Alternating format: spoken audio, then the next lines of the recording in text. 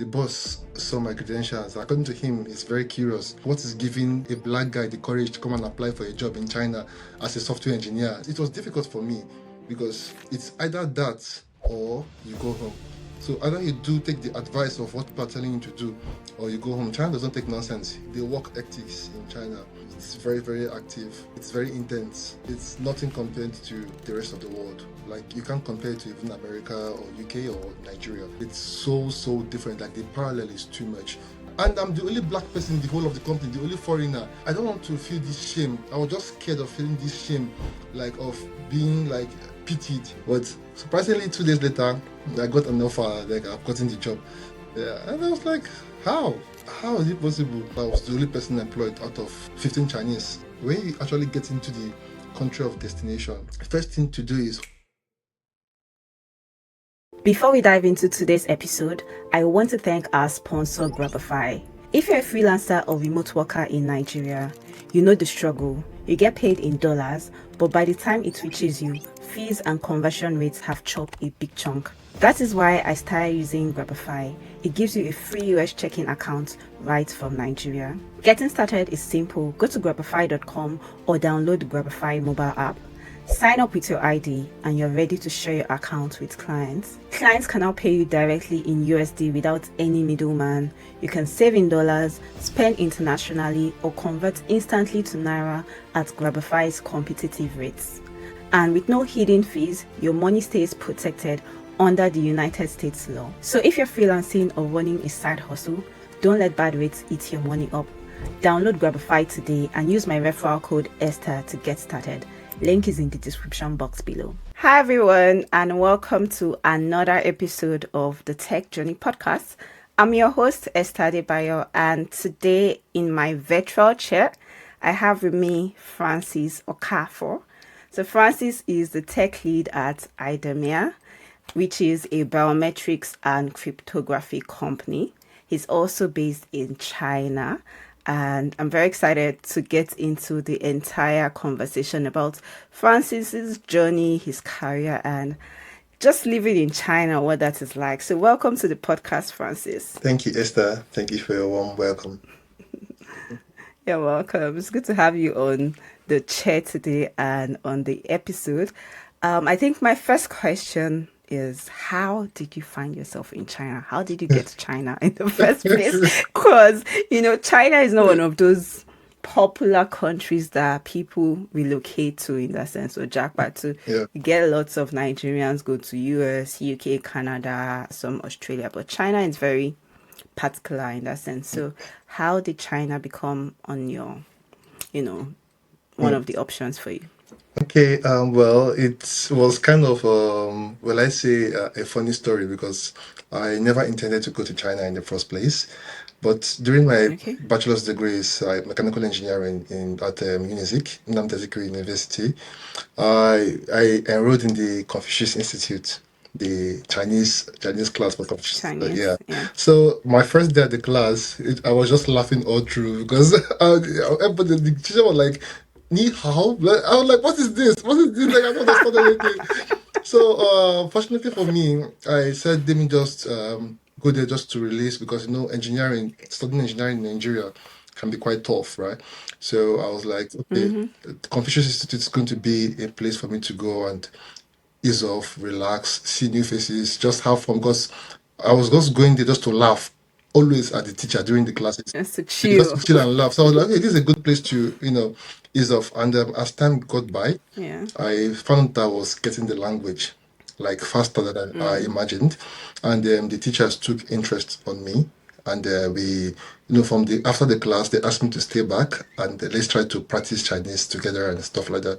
And from there, I got to start speaking a bit. And because then I could play some musical instruments, so they made me the music and arts director for Confucius Institute. I was organizing a lot of performances, events, musical events, different kinds of activities in the Confucius Institute. And I got quite a good recognition from the teachers and also from the professor. And from there, I was given I was told, I want to go into China to study, that there are a lot of options there. The scholarship, like the government scholarship, the CSC scholarships and everything. So I thought about all these things, and okay, I think I would. By then, I've not graduated then, right? But I think I would. The first offer I got was, to leave immediately while I was still studying mechanical engineering.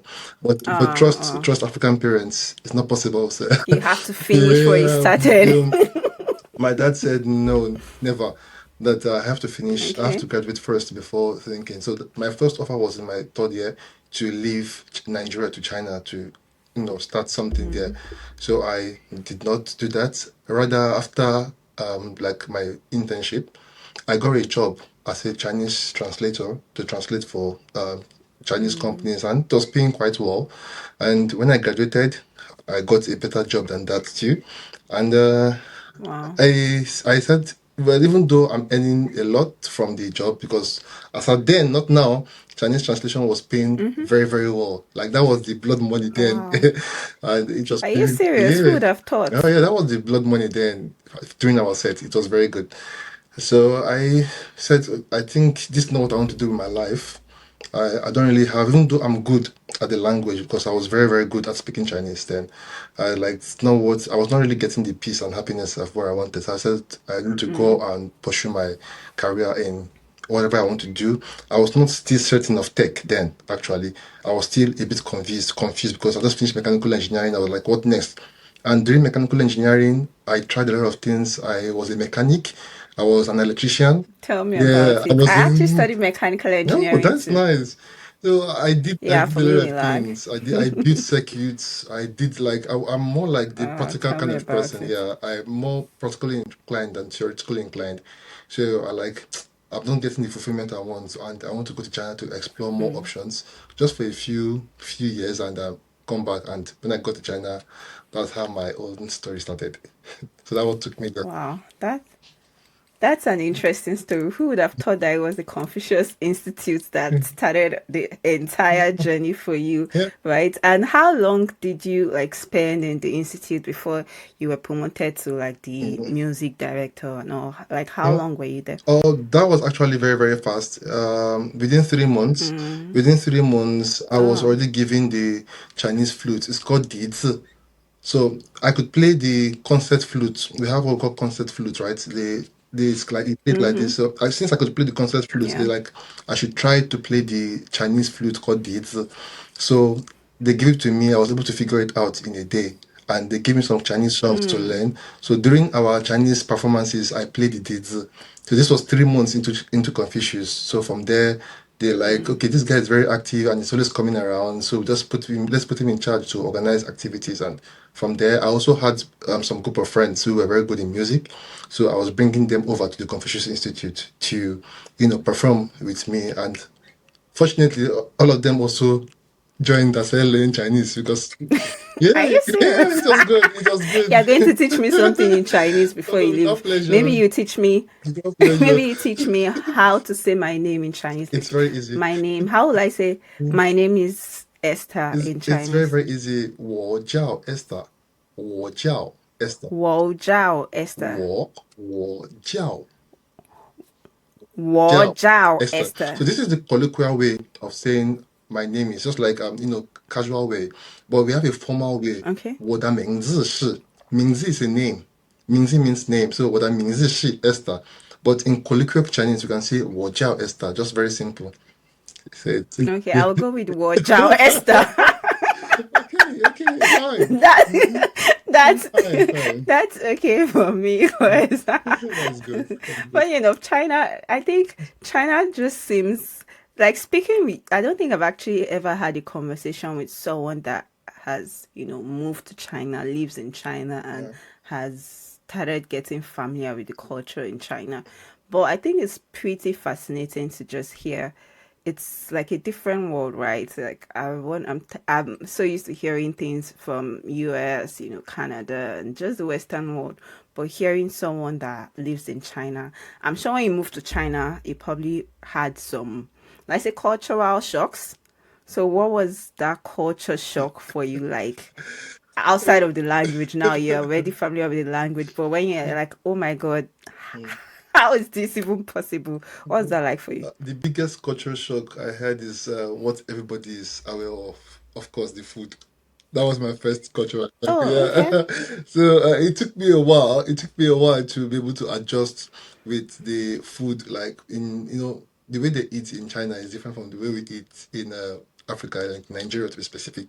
So How is it different? in China, there's like there's a lot of things to eat. Like you eat everything. There's everything is eatable. Like everything can be food. Really? Yeah, yeah. I think in my first week we went out for a dinner and we did check the menu, and we just okay, let's order one with specials, and we saw like frogs being kept in barbecue stick. Like I'm not gonna do this. Wow. But people are like try something new. So, like no, not so soon. Not Yeah, frog. yeah. So I think the that was my first cultural shock, the food. Then the second one was more like a positive cultural shock. The work ethics in China, it's very very active. Like it's very intense. It's nothing compared to the rest of the world. Like you can't compare it to even America or UK or Nigeria. It's so different. Like the parallel is too much. The Wow. work life in China, it's very very intense. Everybody is out there doing something every day from Monday to Sunday. People are out there putting it all, like trying to achieve. Like they wake up and they literally go to work. It's not like wake up Yeah. and chill at home. No. So this was another cultural shock for me because we are used to like a chill lifestyle and stuff, but it's not the same here. It's not the same. Everybody has to like hustle and stuff like. Well, it was a good experience for me. It was good. Yeah, I can imagine. Can imagine. So let's go over to your work, the work you do. Um, Say you moved to China, and was it in China you got your first job, or did you move as a graduate, Mm. student, or Okay. how was that like in terms of, like, say, studying and also landing that first job in China? Okay. I did my masters in China. So Okay. why doing my masters? I was my first year of masters. I was the art and sport director, which kind of also gave me good visibility to the lecturers. I was also working in the office, Mm, so I was like an assistant at the office working for the students. My second year, I was the vice president in the school at my second year. So during my masters, I already before I graduated, I already had some connections with different companies. Yeah, even though at the end I didn't go for the jobs because they were not willing to give me the position I was looking for. A black guy, so somebody expects something incredible from a black guy.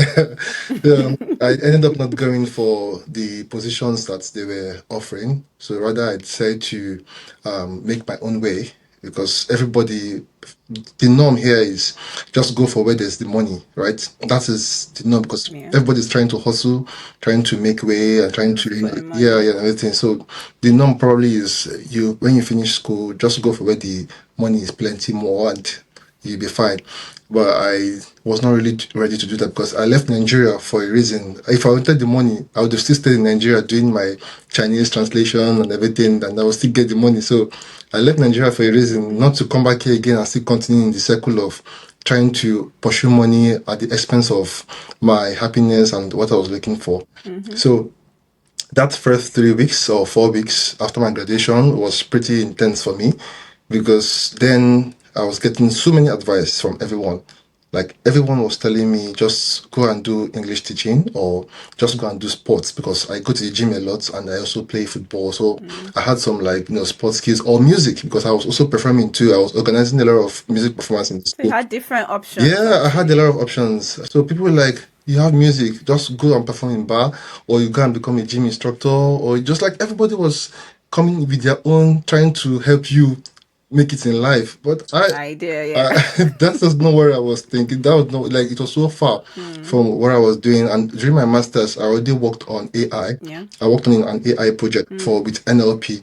So during the course of my masters, I was already getting the inclination that actually, finally, I found. Remember, I said in the beginning of the podcast that I did a lot of things. I've tried every aspect Yeah. of hardware. I've done robotics. I've done mechatronics. I've done autotronics. So I Wow. keep shifting to things, but I don't still get the fulfillment of what I'm looking for. I get these things get very interesting, but at the long way, I'm like, this is not what I'm looking for. But during my master's, when I started writing a bunch of codes, a lot of lines of codes, working on AI, was like, I think I finally found the one. More like what Yeah, you're looking for. yeah, yeah. So when people were coming with that advice of, go and do this, go and do that, go and do that, I was not really, it was difficult for me because it's either that or you go home. So either you do take the advice of what people are telling you to do, or you go home. China doesn't take nonsense. In China, they're stickler for rules. Everything must be done. If your visa expires one day after your stuff, it's a big problem. So, like they're very, Oh, things are very, very they're very strict with rules. like 1000% strict with rules. They don't joke with anything there. Wow. So it was a tough decision for me to stick to my path and like this is what I'm looking for and this is what I'm going to go for. So I put my CV out there, got some good responses, like they call you for interview, but of course, when you come for interview and they match, because during the interview it's on phone call, right? And I speak Chinese very Mm-hmm. well, so they can't tell the difference between And me. then they see you. Yeah, Yeah. so they can't I match. get what you're Yeah, trying yeah, to yeah, they can't match the difference. So say. like, so they come and start giving you excuses that something happened, and that. But I already know what went wrong. So Mm. I now changed strategy. I started putting my pictures on my CV so that I can cut out that So you time. already Yeah, you know. can figure out that this is a foreigner that's coming and stuff. And that's how I was able to get into something finally at the end and did my interview and got the job. So it was tough. Yeah, there's actually a lot. There's a lot to unpack from what you just said. Yeah. So yeah, literally, there's a lot to unpack. Mhm. I think the first thing is one, the fact that people were kind of pushing you in, or suggesting so many things to you Yeah. to follow the path of money. Like literally, everybody's like, follow the money, right? If you have But sense, for you you, should. in your own case, Yeah, yeah, if you in have your own sense, follow the case, money. you, in your own case, I would say in Nigeria you kind of follow the money, but when you Mm. move to China, you were like, okay, you more like follow your passion in that sense. Yeah. Like follow what makes you happy. So quick pause from the episode because if you've been job hunting and feeling stuck, I need you to hear this.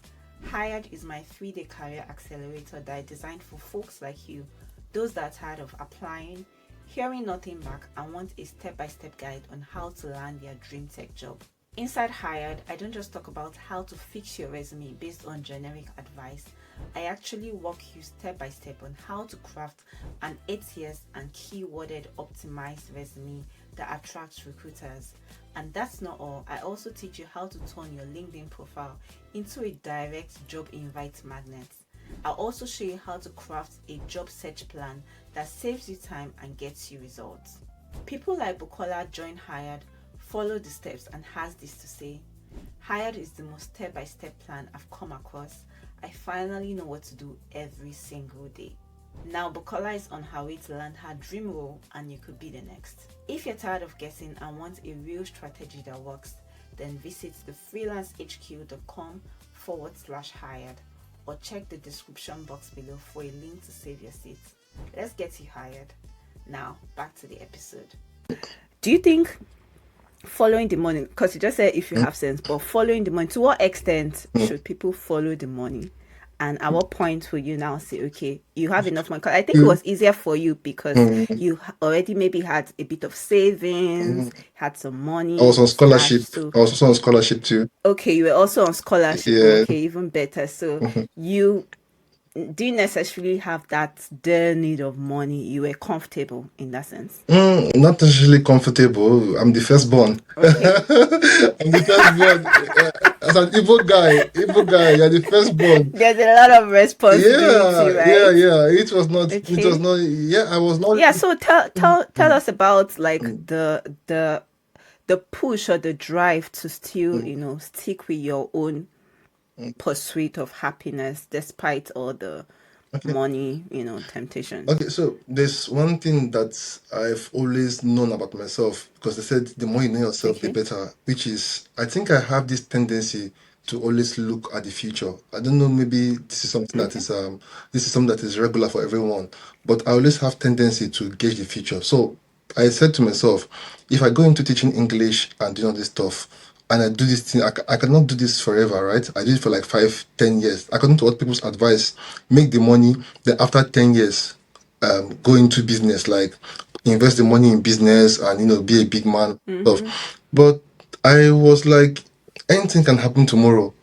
right? And if I'm teaching today, first of all, I already have disadvantages as an African living here.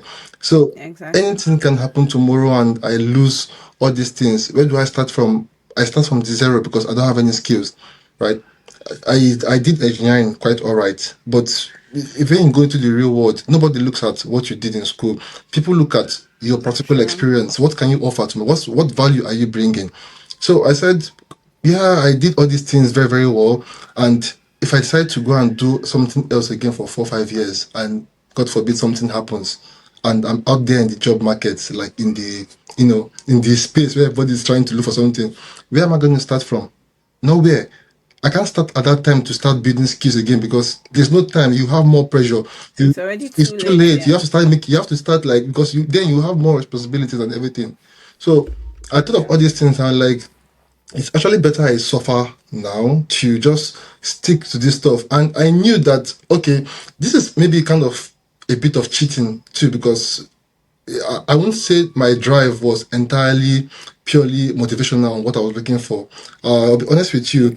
I was like, if worse come to worse, I can always fall back on all these things. I have Chinese, I have music, I have sports, I have English teaching. So I was like, if worse come to worse, this would be my last You resort. can fall back on Yeah, them. yeah, yeah. So it might be different for someone who did not have things to fall back on. So you might not have the same level of Yeah. push I had. I was pushing, I was very, very strict to myself because I knew if worse come to worse, then like everything has failed in life, I will go back to these things. Yeah, so it's different. So I will not compare myself with somebody that does not have things to fall back to. This is what also helped me and motivated me to still stay on course to continue. So when I saw the future that this is risky, this is a risky move for me, it's better I just stick to what I'm looking for. And to even make it like crazy, more crazy, the first job I got, the pay was shit. Like it was like Really? it was 0. Let's say 0.20, there's 0.2% of whatever I would have been making if I was doing other things. Like it's You're going to come back to that. trust me when I say it was shit. Like it was You're going to come back to it was that. crazy. Like it was Wow. crazy. That's wild. It was like the money was, but I was like, I want the knowledge. I mean, it takes place where Asians are known as the smartest people in the world, and I'm there. So I was like, the money, I don't mind. Let me suffer. The money was Let me get the yeah, the experience. money was like the same amount you get in Nigeria. Imagine earning China is more expensive, right? The same amount you're earning in Yeah. Nigeria is what you're earning in China. And then you're bringing it to China. It's Yeah, like yeah, yeah, yeah. So it was, it's yeah, way yeah. too So small. I had all the reasons to give up. I had every reason to just quit and go back for the money. But then I was always looking at. I'm scared of starting from scratch. I'm scared of going back to zero and competing again in the world. So like the world is moving fast. Things are moving very, very fast. And Yeah. what gave me and that boost was the Chinese stuff I was doing. So when I was in Nigeria, like I was earning a lot from Chinese translation, right? But when I moved to China after 2 years, as Nigerians, they say what we say, we always cast everything we go into. So people started just because of they wanted to make quick money, people started accepting like crazy deals. So basically, a job that we were earning like 500K before, as at then in Nigeria in 2016, 2015. That was a lot of Yeah, that money. was a lot of money. 500K was too much. Like it was good. It was good money then. And people, because they want to make faster money, they start accepting like 120, 150. And this is how it started casting. This is how it started So they casting. just make the market they just bring Saturated. the value Yeah, yeah, down. yeah, yeah, yeah. You Yeah. can ask anybody that was a translator then during my own time around 2014, 2015. The money was very good. Like it was very good. But when all these guys now came in, I won't blame them. The situation of the country was degrading more and more, and people needed to just go out Everybody's there. just trying to Yeah, yeah, yeah, survive. yeah. So I didn't really blame them. But so this was what I saw. Like imagine if I had balanced in Nigeria and saying, okay, I have a good job, I have like they gave me a car, they gave me security, I don't want to leave Nigeria because of I'm looking and look at how it just went from high to very, very low standard fee. No. So this is something that might have happened to me if I choose to follow this. So I was always looking at 2 years from now, 3 years from now. Yeah, this is what also helped me to looking ahead. Really helped me a lot in making my decisions. That is like so on point because it's one thing to have a skill and just stay so comfortable with that skill. Yeah. But like what you said, the world is moving fast. I'm an advocate for upskilling at every point. Never get to a situation or a point in your life that you feel like you're just comfortable with everything you have and Yeah. you don't want to learn more, you don't want to add to your skills. And in your situation, that I think that was the drive for you. You were chasing something and something that will give you so much fulfillment and happiness. And when you found that, you were like, okay, you didn't mind even taking a cut in salary to Yeah. just get the experience. So we'll come to your first job, but let's talk about your experience as, I'll say, a Nigerian or an African in China. How has that been for you? Because I know that there's a lot, right? There's a lot being a black man in a different country. So you talked about getting a job and how, you probably scale the first step of the interview, and then when they see you, they just give excuses and and they tell you something funny. So give me scenarios, like real life scenarios of experiences you faced just being an African living in China. Oh, well, everything has its own positive and negative side. So I've had very, very good experiences. I've met very good people, very nice people that genuinely care about you, care about your growth, and as an African and everything. And I've also met people that are shady, that just wants to use you for their own benefit. So there were some instances whereby you apply for a job, right? So they assign a task to you and ask you to finish it. I think it's not just limited to China, it's limited to all over the world also. The Yeah, bigger one, yeah. yeah. Then after you finish the work, and they'll be like, your work is not good and everything. But later, when you think about it, you find that they were actually giving you their work for you to do for them, to either maybe implement a feature and just use it for that, and that's it. But they come into the guise of you don't qualify enough to work for. Oh, okay. So it Yeah, was more or less like that feature they give you as an yeah. interview, and when you do it as an It's a interview, product. they cut you off and then It's a product, ah, I and see. some of Okay. them can take you like they will tell you, okay, we give you 2 weeks to implement this. If an interview, why do you need 2 weeks to implement a feature? Because it's very tough. So they're like, we give you time implement. So when you finish implementing it and you submit your code, they're like, okay, we've seen it, good, but we don't think you're the best fit for this. So Oh my God. yeah. And these things are not paid. They're not paid in No, no, dollars, nobody. Abby. This is not what they pay you for this. Nobody pay you for this. So, I think I saw that kind of experience too. Then the one I already told you about, whereby during the call, everything is perfect during the call, but when you go to the actual venue, and they see you and come up with an excuse. So that was the second one. The third not so good experience was they promised you everything. That was when I had the connection from the school because, like I said, I was the vice president. So the school already pushed me to some very big companies, and they promised the school everything. Oh yeah, we're going to whatever you want, we're going to give him blah blah blah. And they were nice, quite all right. They were very very nice. They were very very receptive. But you told my school that you're willing to give me the position I'm looking for as long as I meet the criteria. So I said I want to work in your engineering department. You said I don't. You told me you don't think I can do it. Okay, I said it's give me an interview, give me a test, test me. Like there's nothing for Test me, yeah. yeah. They want me to be a manager because apparently the school told them that okay, I was a vice president. I'm very good at managing people, at organizing things and stuff. And they're like, I should come and be a manager for them, like manage some entities. But I told them that I'm not interested in being a manager at this point in my life. I want to work in the engineering department, and they're like, they don't think I'll be a good fit. I'm like, what? On what basis? You've not tested me. You've not. Did you ask me a question? I failed and Like, why do yeah, you well, think I won't justify be a good it. Yeah, fit? justify it. So that was also not a not very good experience for me. Though I didn't tell the school, I didn't talk to the school about it because I Yeah, just did not want to definitely. have so much stress. So just these few examples. The rest were all very very good. Good. Even the new job I got, like after those experiences, I had a very very good relationship with my boss. He was like my best friend. So I also got Awesome.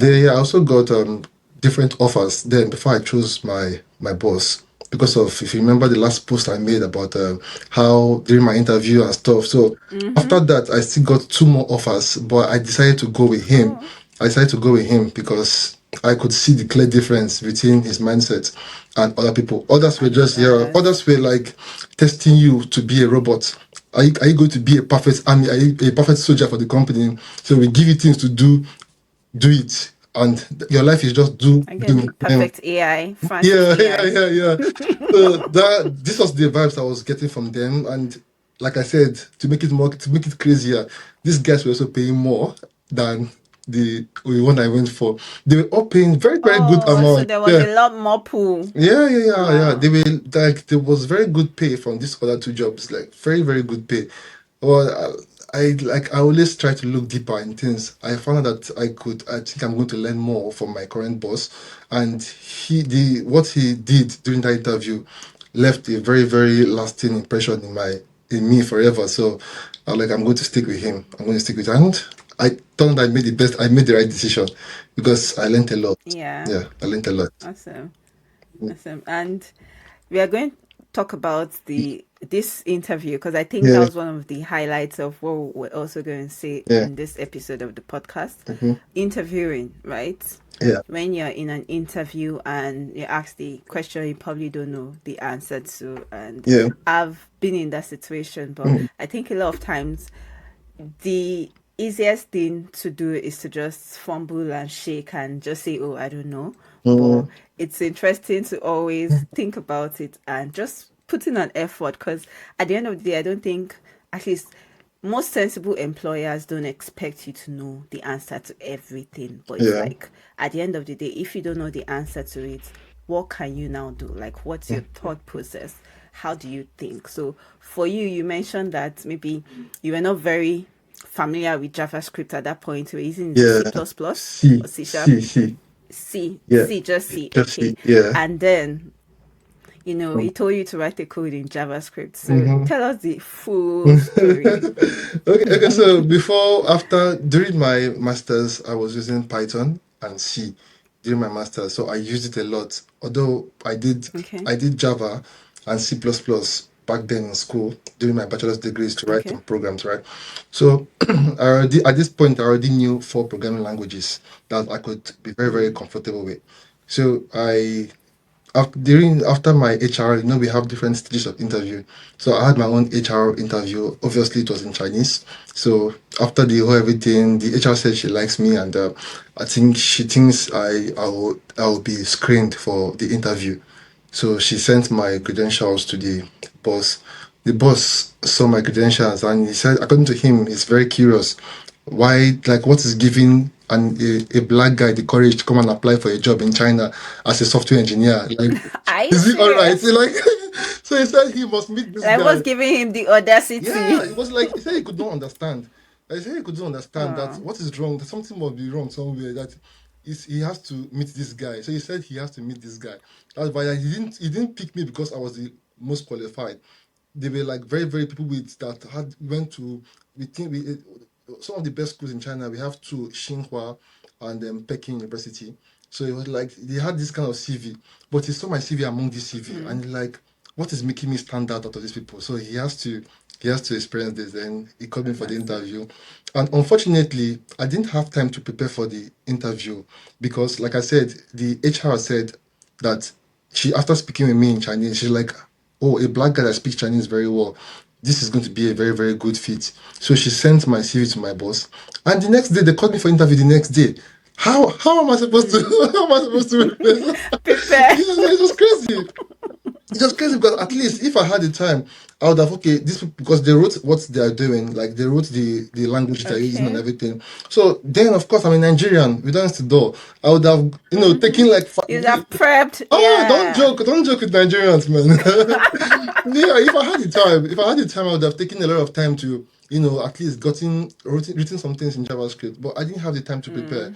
And the interview was the next day at 10 a.m. So I spoke to the HR at 3. Wow. Then she contacted me in the evening around 6:30. That's my interview is the next day at 10 a.m. My technical interview. I was like, okay, let's go. So I went there. Let's go. I went there. It was a 1 hour 30 minutes interview. So the 30 minutes was behavioral interview, just to assess Okay. if you have like emotional intelligence and everything. So asked me a couple of questions there. That was okay. Then it was time for the main stuff, which was technical interview. The main technical interview. Oh my gosh, live coding. Oh no. So it can be, when you're outside, it's not really intense, but when you're inside that situation, it's different. Like It's a lot. there's different Yeah. aura, especially when you're with somebody that is almost like a genius. Because my boss was very good. Like he was an Asia's top one in the ACM. It's what we call ACM. It's a Wow. mathematics competition, and he represented China. He was like top one. That's a lot. Yeah. So imagine That's way up. you're in front of this guy. Like there's nothing you want to do that you cannot escape anything. So That can impress yeah, him in yeah, that yeah, yeah, sense. yeah. So I said okay. So he gave me the first question. The first questions he gave me were just algorithm questions, which were okay because for algorithm questions you just need to use any programming language you are good at and just implement what they're asking you to implement. So the algorithm just similar to lead code questions. I don't know if you know Yeah. about lead code. So he Yeah, I yeah know he about gave me lead all code. these. Then for these ones were quite easy for me because I did a lot of lead code and everything, so they were quite easy. Then it got to the next part of the interview, which was working with the tech stack of the company and implementing things. So we went to JavaScript. I was like, immediately I saw this I Your mean, heart is like go go. oh man, if you were there, you could see my heart coming out of my chest. Yeah, because it was just like out of the blues. He just after the Yeah. algorithm, they bought a laptop and gave to me, and everything in the laptop was JavaScript. So they're like, okay, so just do something. I'm like, where will I start from? I don't understand anything about JavaScript. What do you want me to do? I have no idea about what is happening in JavaScript. I've never worked on JavaScript before. Like Wow. I've always been C, Python, and so I've never had any idea what JavaScript does. I just knew that people use it for web. At least I was sure of People that use one. yeah. Yeah, but I was not a web designer. I was building softwares, not a web developer and stuff. So yeah, so Yeah. he gave me something to implement a feature for a UI just to complete the code. Then I saw Oh, it. So interesting. the first thing was like just give up. But then again, I was like, why give up? Let me just do what I can do. Like what's the point I'm already here. What's the worst that could happen? I think this mindset of what's the worst that could happen has saved me a lot in a lot of situations. So I was like, what's the worst that could happen? Just like when I was looking for a job. Just attempt. Yeah, yeah. Just do it. If worst come to worst, it's fine, it's life. So like he gave it to me and he was sitting down beside me. So the tension was even more. Because I was like, I don't know what to do, and he's even But giving me. he knew that you didn't have JavaScript on your CV and your resume. Was I he aware? I don't think he read my expertise. Like I said, he saw a black guy and he was And just he was just curious, curious. right? Yeah, just curious to just test me Okay, out and see. okay. So I don't think he took the time to read what I had in my stuff. So I just got the JavaScript code and I was reading through it, and fortunately for me, I don't know how, but I was understanding the logic because almost in every programming language, we have basic blocks. The conditional statements like if they're all the same. If The they are loops, similar, yeah, yeah. loops are the same. So all the basic variables are the same. So I was seeing this, I was like, okay, it seems that I understand Yeah, what, understanding yeah, yeah, it. but I could not implement what I understood. I could not, so I just switched and started using C code to See in JavaScript. yeah, so I just switched and started using C. So I used C to answer the question and everything. Then when I finished, I told him I finished. I said, okay, run the code. I told you the code cannot run. It's not He said, why? even you as you're writing the code, you know that I this just code is cannot not run. going to work. Yeah. So he asked me to write the code, and I told him he cannot run. The code cannot run. So he gave it to me. Immediately he took it like, what's this? This is he started laughing. He started laughing. I was like, okay. He was like, okay, in JavaScript, this is not how you write this in JavaScript. You have to like So it was more for you, it was more of Yeah. a syntax thing as opposed to understanding. Yeah. And the logic was there. The logic was there, but the syntax was not there, like not even 1%. So when he saw my flow of logic, he just smiled and said, okay, they will get back to me later. So for me, I already knew that it's not possible, that Like, nobody in his right sense will employ this kind of person. Like this, to me, this was a massive failure to me. Then I went home, just that day was like a bit moody for me. But surprisingly, 2 days later, I got an offer, like I've gotten the job. Yeah, and I was like, how? How is it possible? The HR said the boss was very impressed with me. really? It was crazy. So I don't know how I got, but when I got into the company later, then I asked him why me. That's when he told me those things I put in the group post, that he liked the way I was able to think outside the box. That most people at that point would have just thrown everything away. Shut Yeah, down. shut down. And it was like, this is actually what life is. Like in life, we meet different kind of hurdles. But when you do that point, when you decide that it's over, then it is truly over for you. But I did not allow it to be over. I was like, I threw in myself, like I literally opened myself to be bashed. I opened myself up to be disgraced, to be destroyed and everything. Yeah. So I trained on myself, and it was like, this is the kind of mentality he's looking for, and that this kind of person, he was like referring to me, is someone that when they meet a challenge in the company, they will stop at nothing to figure it out, and stuff. And So it, yeah. yeah, so he said because of that, he felt I was the best fit for the company. Actually, I was the only person employed out of 15 people, 15 Chinese. Like, Whoa, yeah, that's huge. yeah, I was the only person That's employed. So we had 15 Chinese, and we turned that was the start of a very, very beautiful relationship between me and him. Because then we started, like, I don't know if I also mentioned it to you before. In 3 months, I was promoted after 3 months into a senior software engineer. From junior Wow, no, to you didn't senior. mention it, but that's what we're going to talk about now. I was promoted. Because wow, that's huge. Like just being the one that was chosen out of 15 other Chinese people in China. Smart people. That's huge. Chinese smart people. Exactly. Chinese smart people Yeah. in China. That's huge. That from everything you said, I think what has worked for you, Francis, is really your mindset. Like that mindset of not giving up and always pushing and Yeah. wanting more. Yeah. It has always worked for you, and I'm sure that's what your manager saw and then said he wanted you to come on their team. Yeah. So I know that you're a tech lead at IDEMIA, and Yeah. you also talked about how you were promoted to, is it senior software engineer in 3 months? Is it 3 months? That you was said? in my company when I told you about In your the one. Yeah. yeah. So In 3 I months. think for me, what I want to establish is how you've managed to go or rise to points of leadership and get promoted in different companies in also a very particular culture, a particular field. Because Okay. if it's in Nigeria, it's different, but you don't see many people like you in that particular place that you're in. So how have you managed to just rise to leadership, get promoted across different companies that you've worked? First of all, I would say the environment is also a contributing factor. I don't know the tech space in Nigeria because I never worked in tech in Nigeria. My tech life all started in China here. In China, you're being rewarded for the value you bring. Because I got consistently for 2 years, I was the best engineer. I got the best engineer award consistently for 2 years, like back to back. So in China, How? I'll tell you how. Don't worry. Like, what are you doing? Oh, no. It's not easy. It's not easy. Yeah. I got the award twice, and nobody. There was no bitter blood because everybody in the company like this guy deserves it actually. So there was no better blood. It was consensus from the whole management team. So my first 3 months in the job, if you remember, I said I don't know anything about JavaScript, right? So Yeah.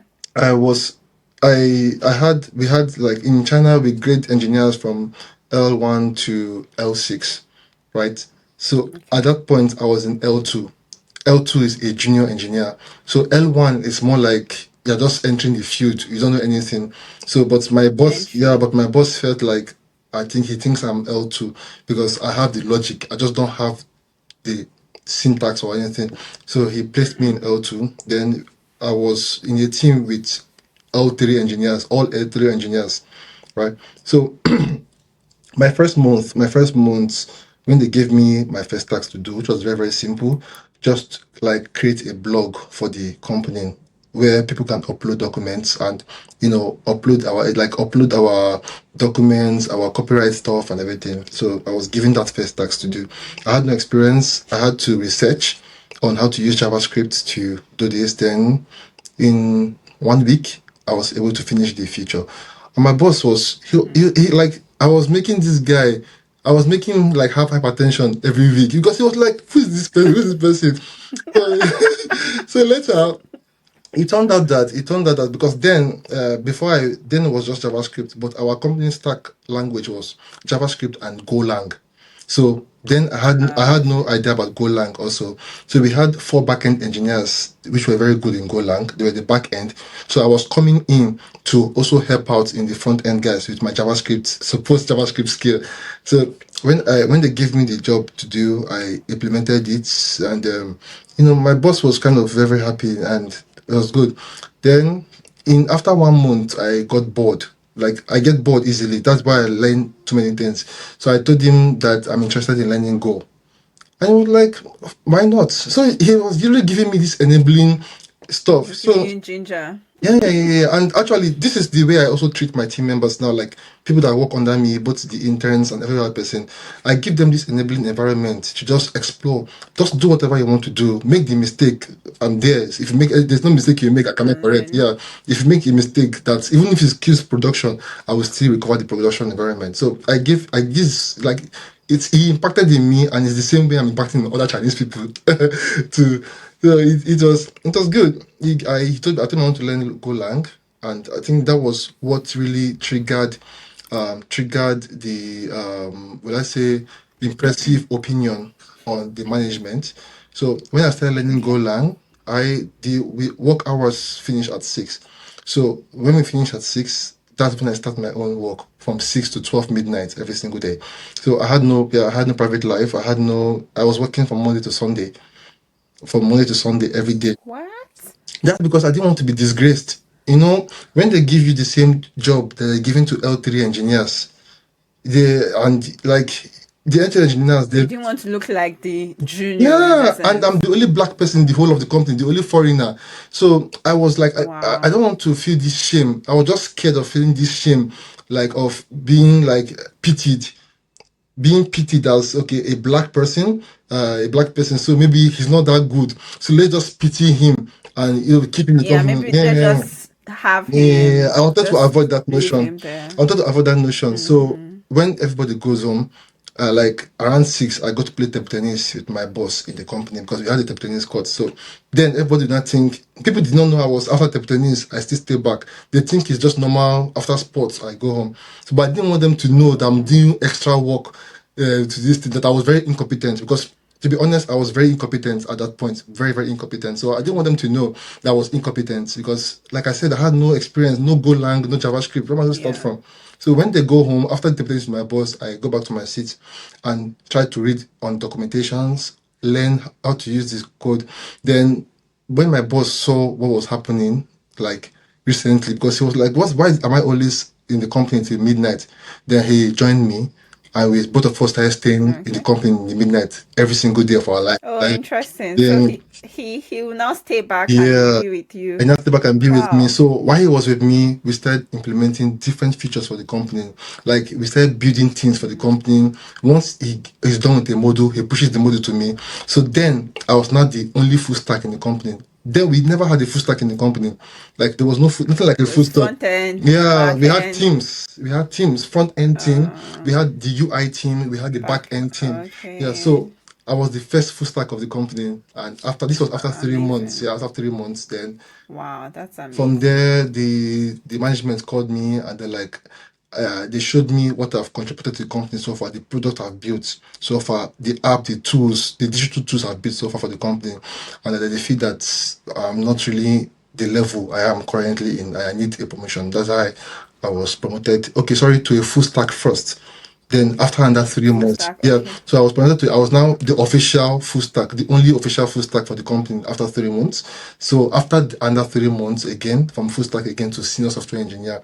So this was my progression. So every three So you months, got yeah, like 3 months promotion. You mm, started 3 months yeah, full stack, three yeah. months Senior senior software engineer, full stack or senior senior software software engineer, engineer. yeah. Okay. So I was Wow, given a team that's to handle. But it was not easy. It took away my private life for 1 year at least. I didn't have any social life for 1 year. I was always in the office till 12, sometimes 2 a.m., sometimes 3 a.m., come back again at 7, or just go home, take a shower, take a quick sleep. But I was being like, I love what I was learning, so I was eager for more every day. And when, as a developer or as an engineer, I think we get more drive when we build things that people actually use and get value from. So this was what was encouraging me when I come to the company and I see people using what I've built. So it kept me hungry for more, yeah. looking It for kept more. on Yeah. fueling you. Yeah, so and I was lucky also. I was lucky that the company was just in the starting stages because that was during COVID. So during that Oh, time, yeah, okay. during that time, there were a lot of things that were not implemented. So I had to implement so many things, which made me to learn. So we have an app called WeChat in China. So I had to learn how to develop WeChat apps, WeChat application. The same thing with Alipay applications, Chrome extensions. So I was practically Wow. doing everything, managing the IT infrastructure, managing the cloud infrastructure, the CI/CD, the DevOps. Like I was a one-man Oh, army. wow. You were uh, literally a one man army. this is a Nigerian thing actually. It's a Nigerian thing. We anywhere we go to, we always want to. Yeah, so I was a one-man army. So at the point, they started calling me the right-hand man of my boss. Like I was his right-hand man. So Wow. any decision that has to happen in the tech department must come through me because he's the CTO. So I was directly reporting to him because CTO reports to Brilliant. CEO, right?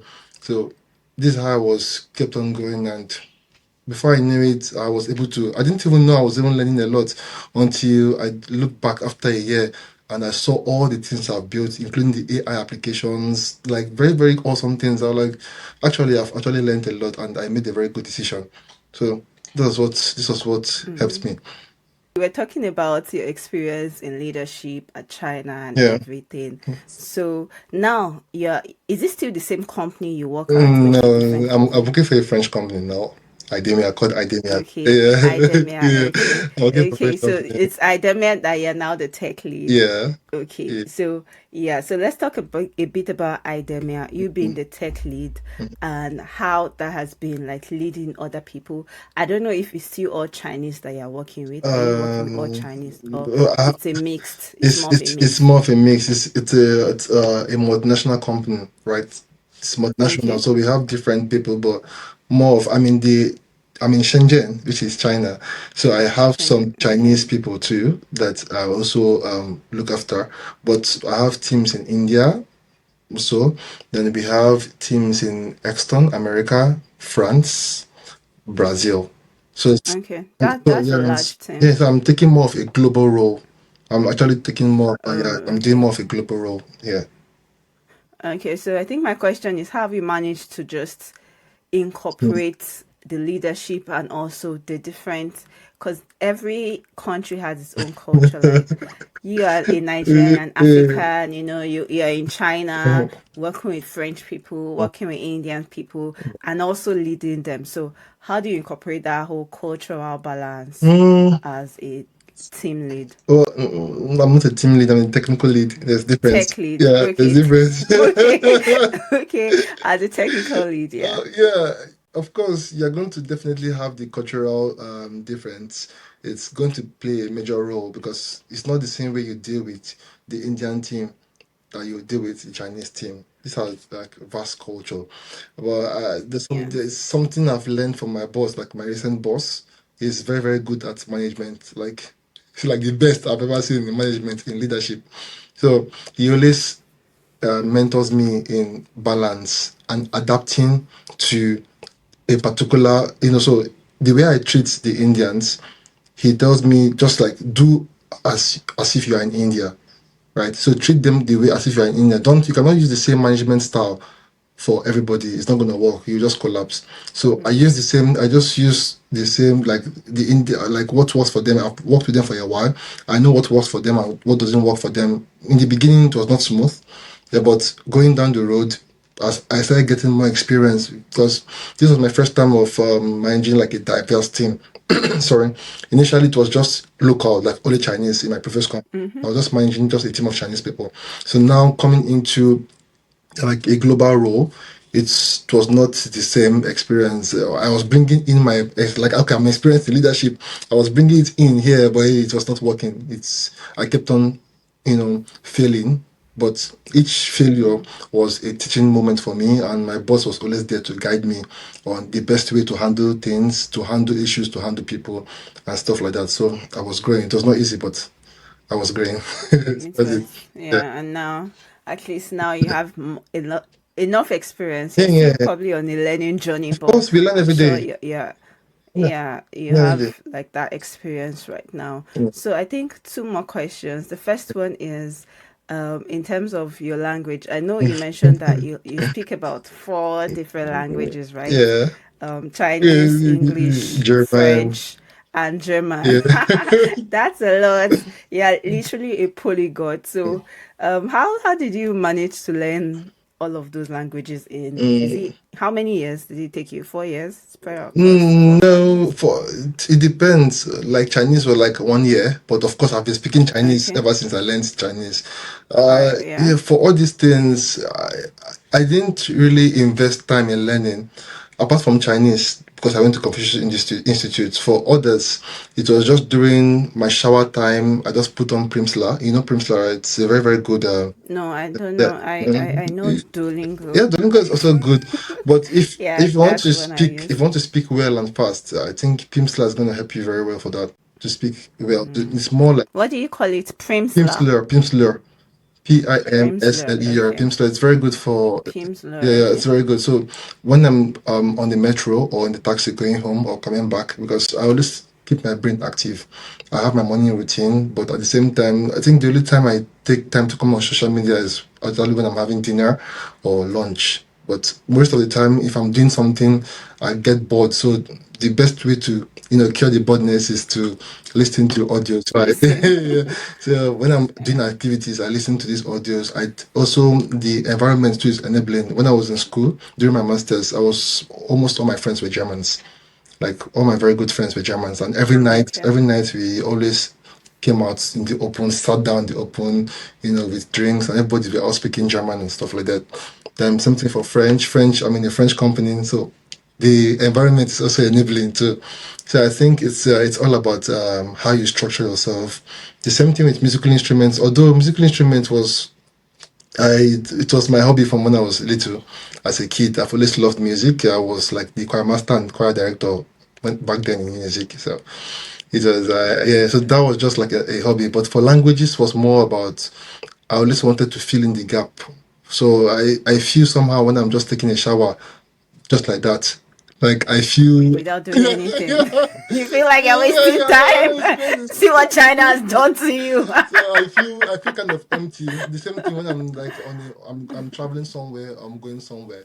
So either I'm reading some books or articles, or I'm listening to languages. So it's not I Okay. don't invest time. I don't invest time in learning. I don't have that time for it. Yeah. It's more or less like a passive Yeah, a learning kind passive of learning. thing. Yeah, yeah, yeah. So it just comes in passive. Okay. But I'm consistent with it daily. I'm consistent, yeah, but I don't invest time in learning things. Okay. And which one are you going to learn next, depending on the situation? Spanish, like you said, Spanish. you know what you're asking. You're being I know biased. you said You're you being said you biased. said you you said it prior to us recording. So That's going to stay like okay. 2 years time. 2 years time. Then. 2 years time. Yeah. Okay, that's fine. Mm, That's fine. And we're mm, gradually wrapping up, but I want you to mm. talk about what you do in the AI space because Okay.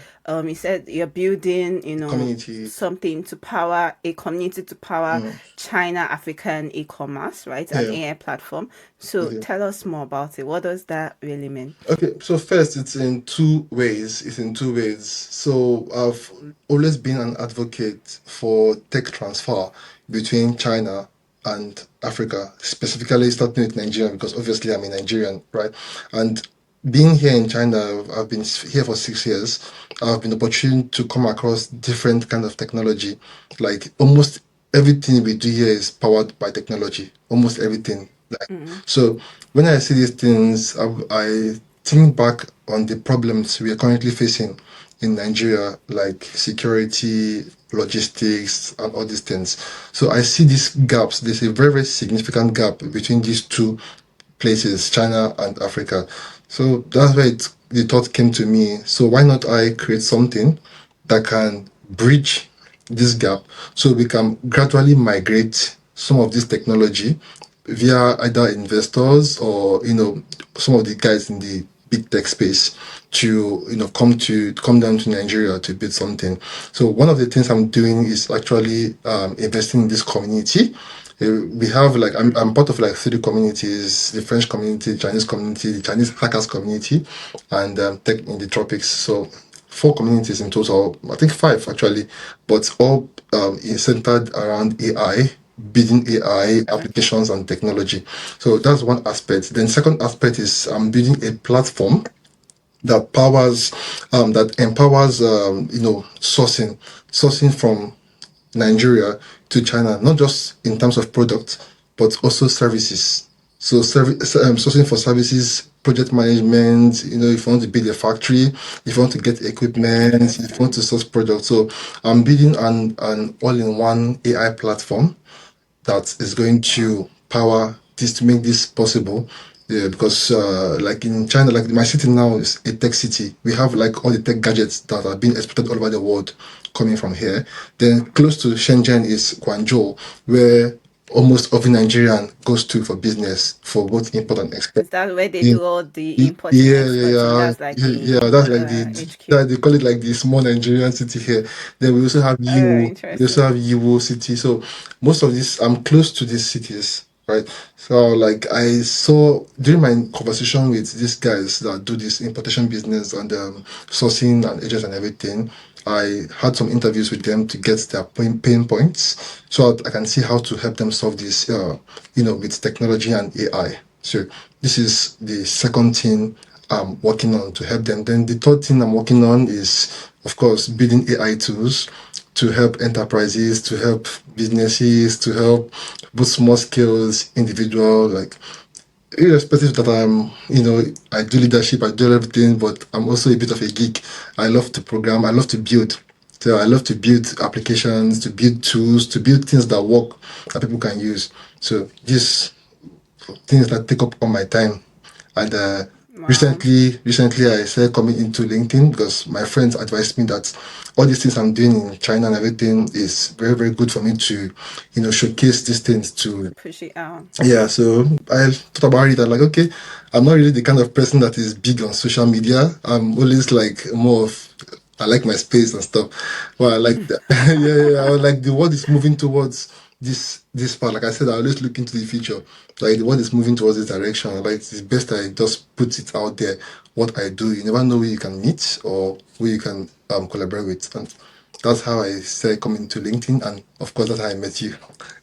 Yeah, that's how we met, and that's Yeah, how I you're thought I all met here on you. my podcast. Yeah.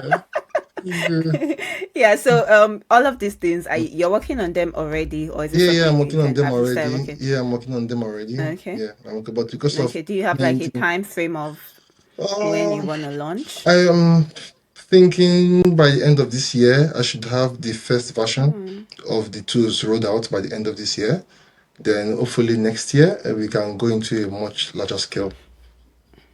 Yeah, but That's it's all amazing. in progress now.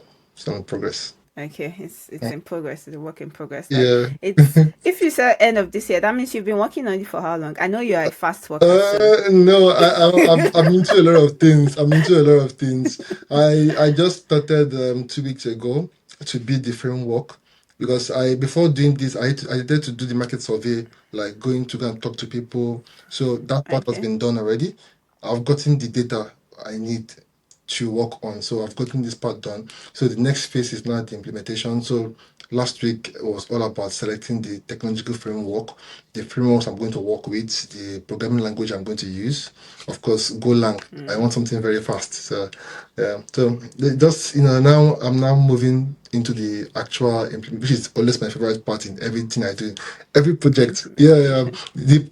My sweetest part in every project is just the implementation. Like that's the only part that doesn't give me stress.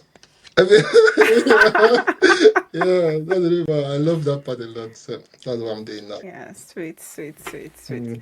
Okay, when it's out, I'll definitely see it because I'm sure you're going to put it on LinkedIn. Yeah, of course, Yeah, so it'll definitely, be exciting to, definitely. yeah, it'll be exciting to see it. So, in terms of your advice for anyone that is like new to a country, they feel lost or they feel uncertain, like what's your advice for them? Because for you, you moved to China and you encountered your own fair share of challenges Of and course. you've surmounted them. Yeah. So, what would you say to that person that is moved to a new country and just feels like things aren't working for them the way they thought it would? Mhm. Like, what's that one strategy or one mindset shift that they should have? I think is something basic which everybody should know is always have a plan. That's because if things can go downhill in matter of seconds, and it's your plan that's going to keep you afloat. Like I told you before, my first job, the salary was shit. Like if I didn't have any plan, my life would have kept on tumbling from that point in time. But I knew what I was coming to. I knew what I was chasing. I was chasing technological expertise. I was chasing like I want to be very good at this. I want to be so good at this. So if you don't go out with a plan, irrespective of the country you go with, you go to, you can't guarantee anything. You can't guarantee anything. So I think you should have a plan A, plan B, plan C.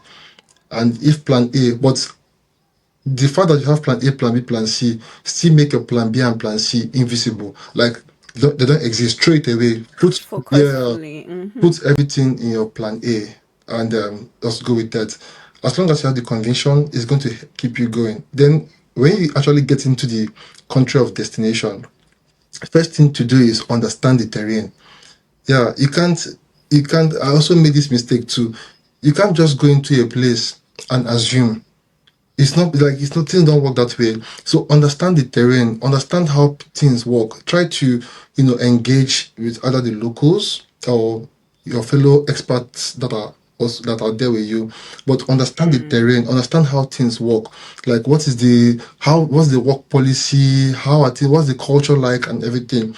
Once you understand this, you can now tailor yourself to start, building to something. You cannot get everything figured out when you move. It's only on rare occasions that people do this. But more than half of the time, when you're going into a new country, you don't have everything figured out. But as long as you are aware that you don't have everything figured out, you'll be fine because you know that you keep on getting things. I never knew I was going to transition so fast. I never knew I was going to change companies and stuff. I was figuring all these things. Yeah, when I was coming into my first job, I didn't even know that I was even going to learn Golang.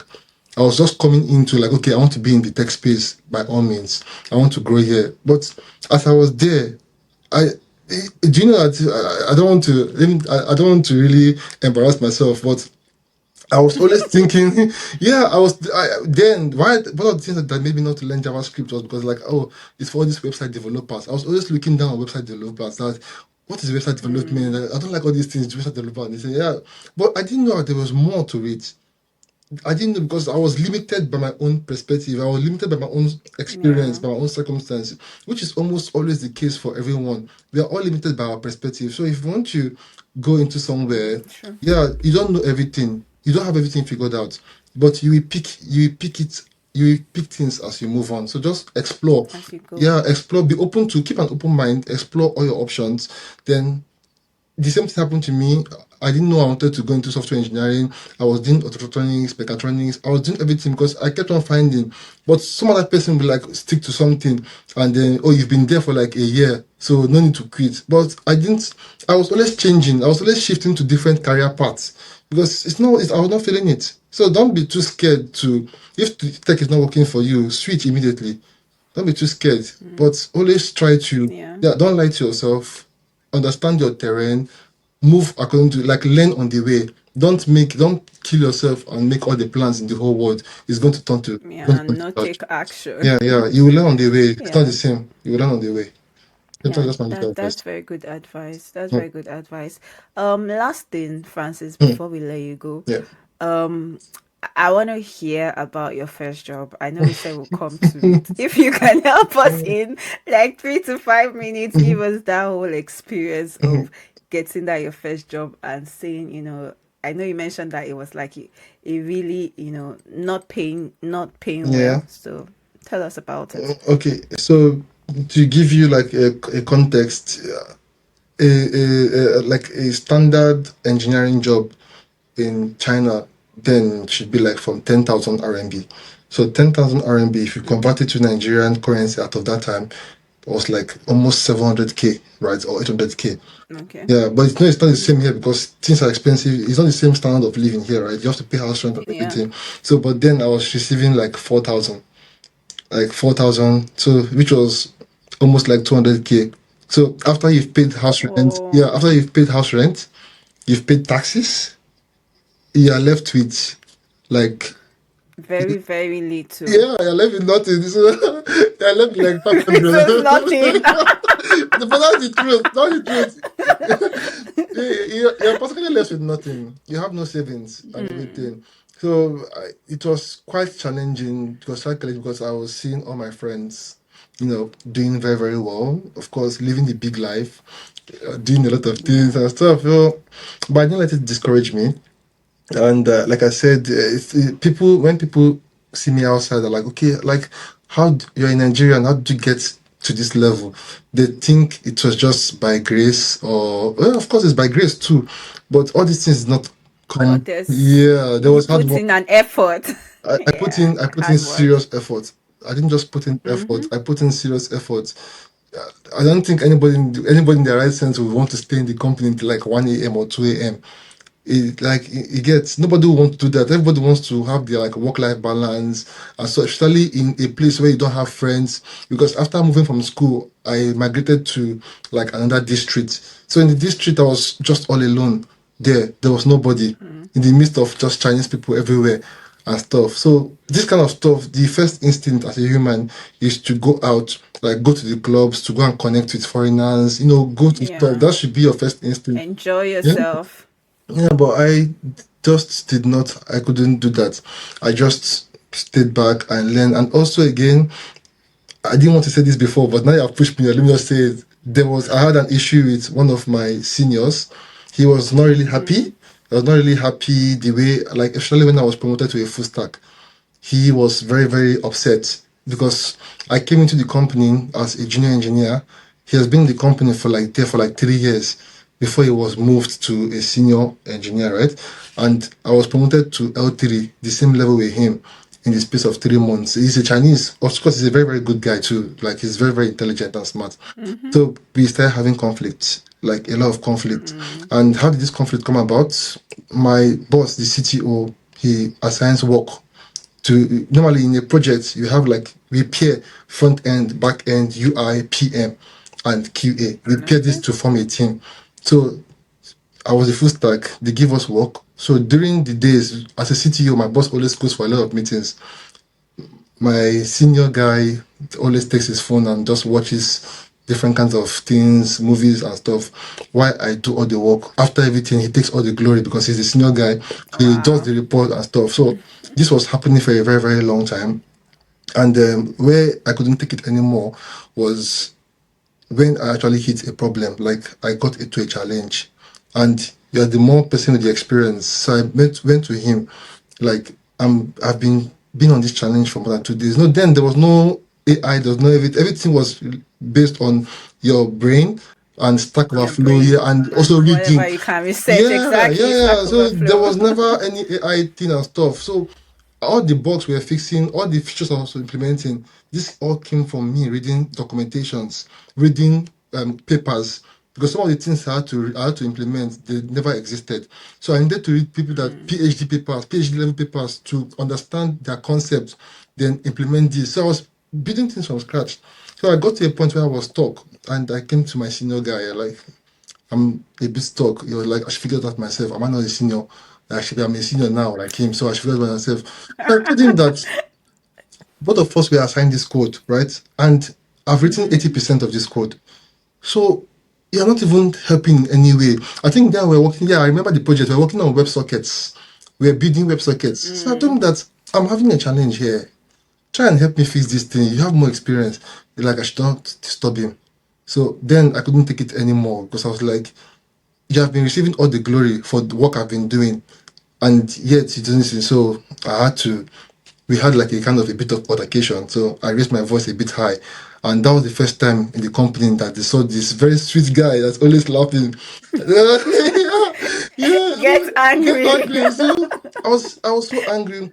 Then my boss, luckily for me, my boss, the CEO, the HR, they were having a meeting. Then they heard my voice because I have a kind of loud voice.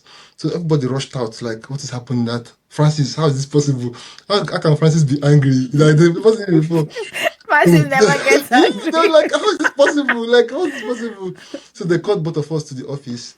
Then I had to pour out everything about how I've been doing all the work. I've been doing all the work that they're saying to us, but he's not doing anything. That I put in the work, he takes the glory, and now I've encountered a problem, he doesn't want to answer me and stuff. So my boss, the CTO, got very, very pissed off. Then they gave him two options. You resign or you step up your game. He chose to resign. And so Oh yeah, wow. so the HR called me later, and then the HR called me later and like tried to explain to me, and like I should not feel bad. I should not feel that I'm the cause of this, but that this is how people are. Not everybody's going to get along with you and stuff. This is not how Chinese people are.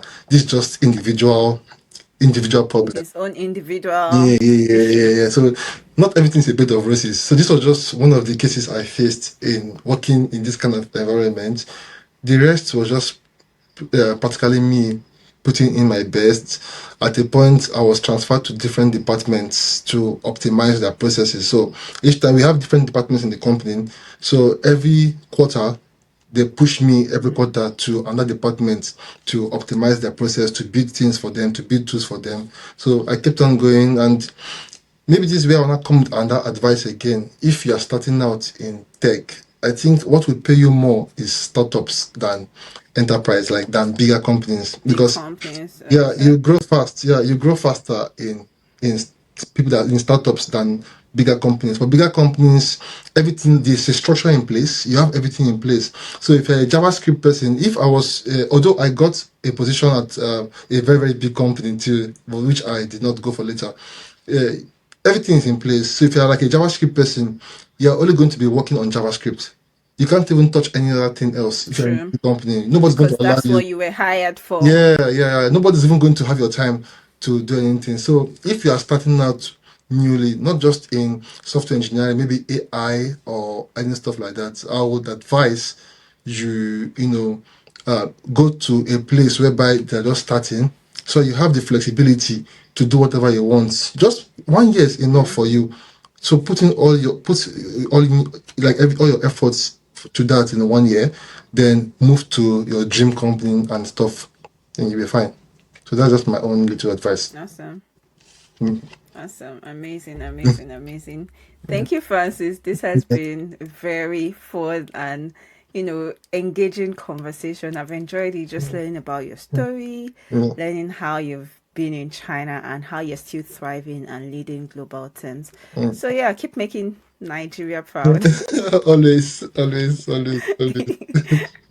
Yeah, Yes. nice. Mhm. All right. Thank you, everyone, for joining us on this episode of the podcast. I hope you enjoyed it, and I'll see you in another episode. Bye.